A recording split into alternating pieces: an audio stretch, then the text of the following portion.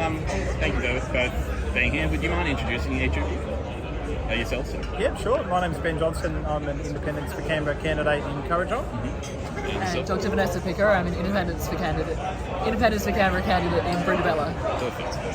So how are each of you feeling tonight? I'll start with you, Vanessa. Yeah, sure. I think it's been an incredible movement to be a part of, and it's been a drawn-out campaign. It's been a lot of effort on everybody's part, and I think starting movement from scratch, which Tom Emerson did, it's never an easy thing, and there have been so many people that have put in an enormous amount of work, and for those of us running, I think probably mixed emotions, like to some extent. There's the adrenaline, and then there's sort of suspense of results coming in. I think overwhelmingly, though, we've had such a fantastic experience as a group, and being part of a group like this and part of really progressive change. So it's just exciting seeing the results come in, and being at an event which itself, it sort of feels like, we've come together so much over the past however many months. Yeah, it's all very exciting. It's pretty fantastic. Ben, you said you've been around here mainly today. Pre-polling's taken a bit of the punch out of the... a little bit, yeah. It just doesn't pack as much punch the election day. There aren't democracy sausages at each polling station, sadly. That should be mandatory. But look, it's really great. As Vanessa said, everyone's sort of out there doing their own thing and campaigning everywhere, and it's really great on a night like tonight to get everyone together. Yeah. I mean, I think collectively Independence for Canberra has done extremely well. I think we're looking at over 8% of the vote already. We've got our own column on the ABC reporting, and I think that's just a massive achievement in itself. I don't know who's in the others. We're not in the others, so I think that just shows the impact that we've made in this campaign. I'm in Currajong, and to see Tom Emerson polling so strongly in Currajong personally is really satisfying, and he's actually just been bringing everybody together. It's a little bit of a difficult concept for people to get their heads around, a party of independence, but it really is like that. We support each other. We've got some common positions, a philosophy that we all sort of agree on, but everyone's out there running their own race at the same time. We just support each other a lot. Fantastic. And I guess, how's the night gone so far in terms of matching with your predictions earlier today? What's your thing?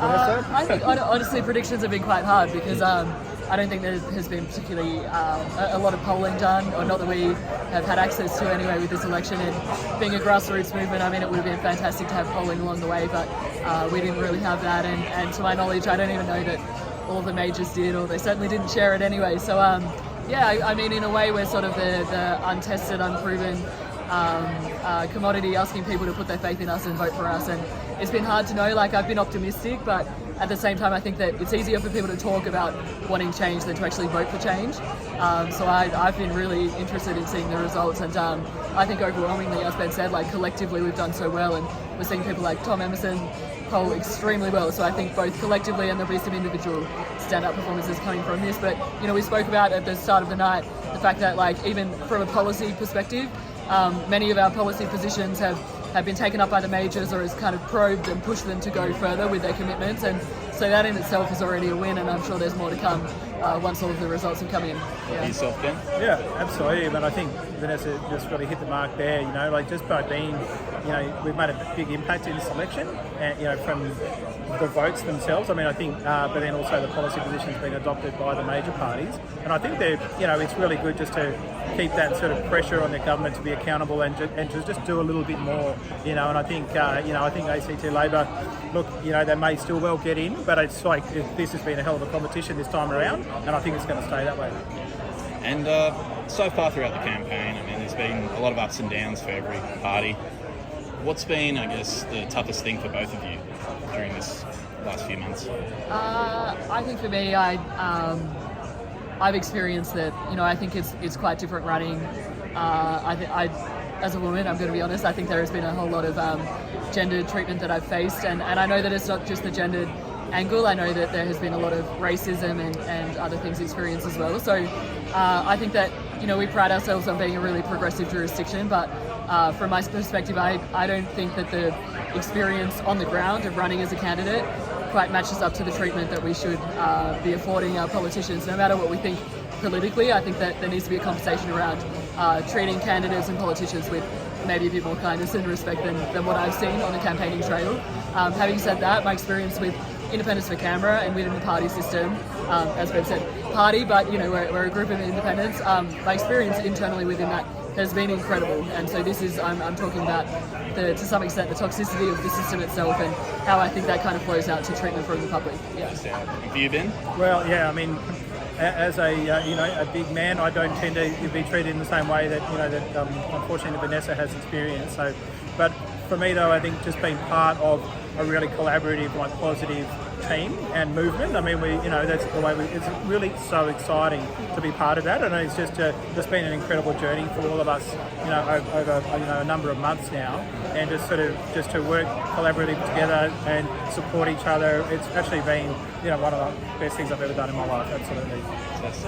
And going into this, just one question: if the independents get in, say Tim and missing a few other members, what would you say is the top agenda at mind for both of you? I'll go with you first. I mean, I think a big one is getting in and leveraging that to make sure that it's that governance is happening with strings attached. Ben was saying that, geez, we put up a good fight, I think, and we've made it so much harder for whoever does get in, and I think that extends beyond the campaigning period itself, and that extends to conversations when, with whoever does get in, independents especially, kind of coming to the table with the majors and saying, like, these are the overlooked policies, these are the really progressive policies that have long been needed in the ACT, and like which of the major parties are going to agree to that, and really pushing beyond, we're seeing with so many like election grabbing headlines and things like that, promises that fall through, and I think that so many voters overwhelmingly are really sick of that, and we need to be having a long-term lens, and we need to be following through with the sort of commitments that we've made all the way through, and I think as independents we can do that. So. Yeah, well, I think just picking up on the long-term view, I mean, we've proposing the Future Generations Act, where essentially everything should be put through a lens of how will this affect future generations, and I think what we've seen in the deficiencies in health, in housing, that has all come about because of that lack of long-term vision. So we just want to see the government actually having a plan. How do we look after the more vulnerable people in our community? And I think we've just got to stop that falling through and focus on that and keep the government accountable. Thank you very much. Thank you.